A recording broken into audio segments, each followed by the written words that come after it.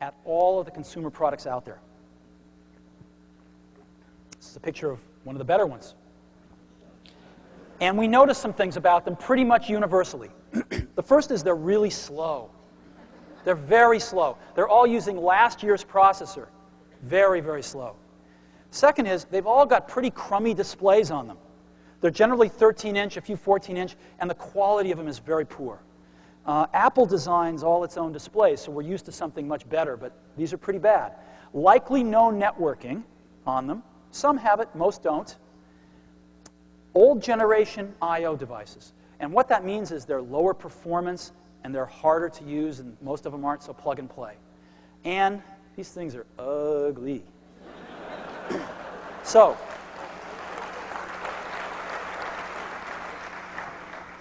let me tell you about iMac. We decided to make this thing fast. So, now, this is what they look like today. And I would like to take the privilege of showing you what they're going to look like from today on. This is iMac.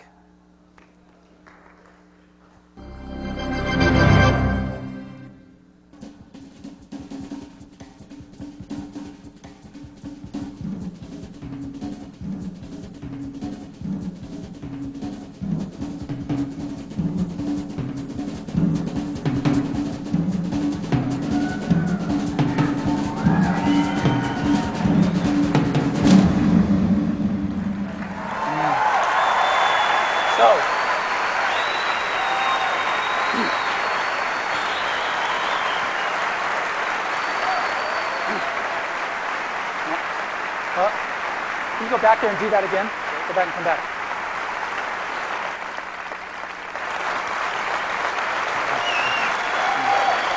Thank you.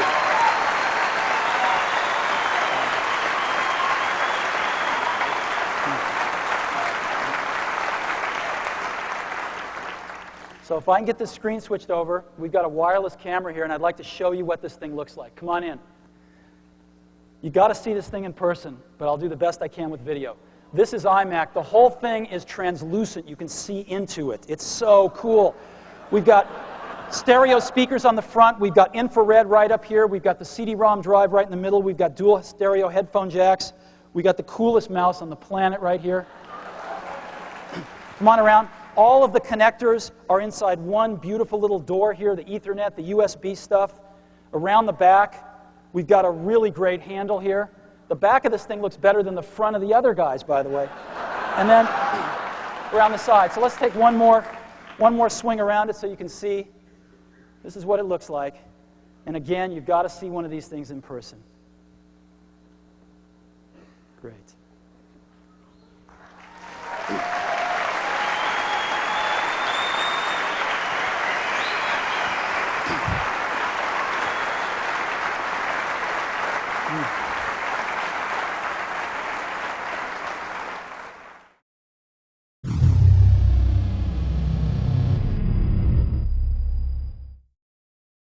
One of the best in the field, 1.2 inches down to 0.8 inches.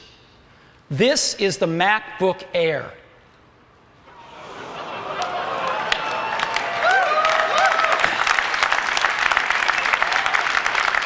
.76 inches down to an unprecedented 0.16 inches. Now I want to point something out here. The thickest part of the MacBook Air is still thinner than the thinnest part of the TZ series. Okay? We're talking thin here. So, it's so thin, it even fits inside one of these envelopes that we've all seen floating around the office. And so let me go ahead and show it to you now.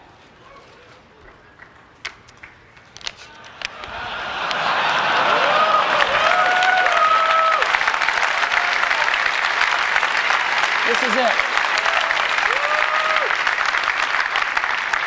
Let me take it out here.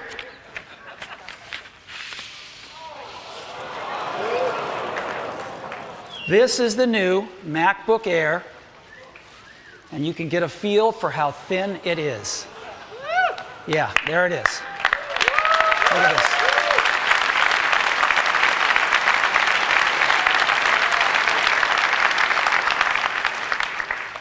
All right. Amazing product here. Full-size keyboard, full-size display. And this is what it looks like. Isn't that amazing?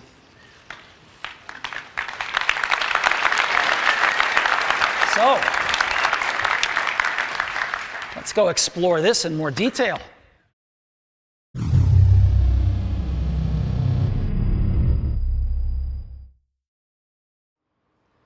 Today, we're introducing 3 revolutionary products of this class. The first one is a widescreen iPod with touch controls.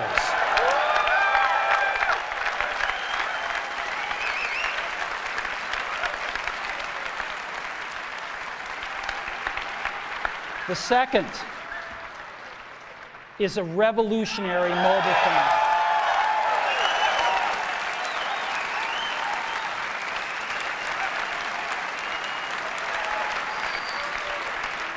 And the third is a breakthrough internet communications device. So, 3 things: a widescreen iPod with touch controls, a revolutionary mobile phone, and a breakthrough internet communications device. An iPod, a phone, and an internet communicator. An iPod, a phone.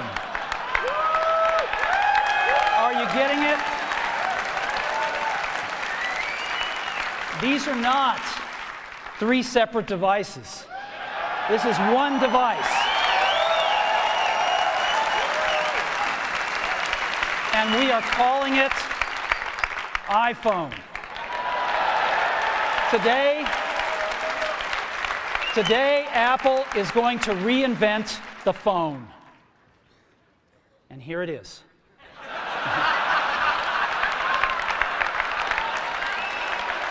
No. Actually, here it is, but we're going to leave it there for now. So, before we get into it, let me talk about a category of things. The most advanced phones are called smartphones, so they say. And they typically combine a phone plus some email capability, plus they say it's the internet, sort of the baby internet, into one device. And they all have these plastic little keyboards on them.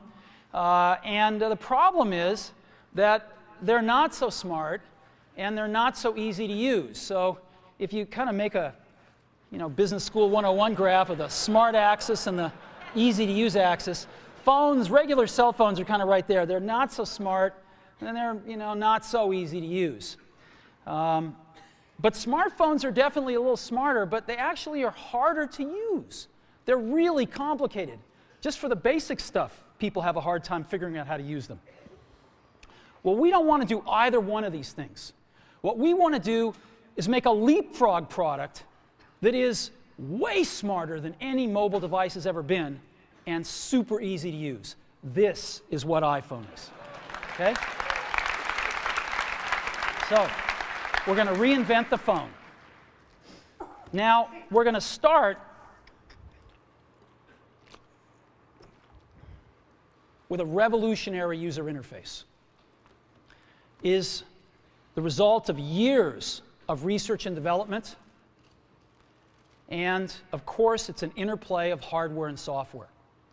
Now, why do we need a revolutionary user interface? I mean, here's 4 smartphones, right? Motorola Q, the BlackBerry, Palm Treo, Nokia E62, the usual suspects. And what's wrong with their user interfaces? Well, the problem with them is really sort of in the bottom 40 there. It's this stuff right here. They all have these keyboards that are there whether you need them or not to be there. And they all have these control buttons that are fixed in plastic and are the same for every application. Well, every application wants a slightly different user interface, a slightly optimized set of buttons just for it. And what happens if you think of a great idea 6 months from now? You can't run around and add a button to these things. They're already shipped. So what do? It doesn't work because the buttons and the controls can't change. They can't change for each application, and they can't change down the road if you think of another great idea you want to add to this product. Well, how do you solve this? It turns out we have solved it. We solved it in computers 20 years ago.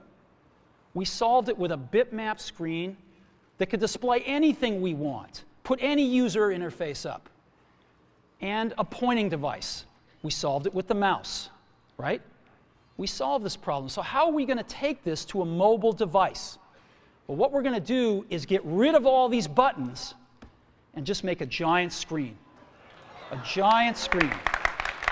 Now, how are we going to communicate this? We don't want to carry around a mouse, right? So what are we going to do? Oh, a stylus, right? We're going to use a stylus. No. No. Who wants a stylus? You have to get them and put them away and you lose them. Yuck. Nobody wants a stylus. So let's not use a stylus. We're going to use the best pointing device in the world. We're going to use a pointing device that we're all born with. We're born with 10 of them. We're going to use our fingers. We're going to touch this with our fingers. And we have invented a new technology called multi-touch, which is phenomenal. It works like magic. You don't need a stylus. It's far more accurate than any touch display that's ever been shipped. It ignores unintended touches. It's super smart. You can do multi-finger gestures on it.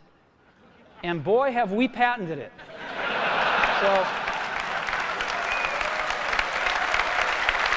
So, we've been very lucky to have brought a few revolutionary user interfaces to the market in our time. First was the mouse. The second was the click wheel. And now we're going to bring multi-touch to the market. And each of these revolutionary user interfaces has made possible a revolutionary product. The Mac, the iPod, and now the iPhone. So, a revolutionary user interface. We're going to build on top of that with software. Now, software on mobile phones is like baby software. It's not so powerful. And today, we're going to show you a software breakthrough. Software that's at least 5 years ahead of what's on any other phone. Now, how do we do this? Well, we start with a strong foundation. iPhone runs OS 10. Now, go ahead and get that picture within picture up. I'm going to go ahead and just push the sleep-wake button, and there we go, right there. And to unlock the phone, I just take my finger and slide it across. Right? You want to see that again? Go to sleep. We wanted something that you couldn't do by accident in your pocket, and just slide it across. Boom. And this is the home screen of iPhone right here. And so if I want to get in the iPod, I just go down that lower right-hand corner and push this icon right here, and boom, I'm in the iPod. I want to get home, I push the home button right here, and I'm home. Back in the iPod, I'm back in the iPod. Now here I am, you can see 5 buttons across the bottom, playlists, artists, songs, videos, and more. I'm in artists right now. Well, how do I scroll through my list of artists? How do I do this? I just take my finger and I scroll. That's it.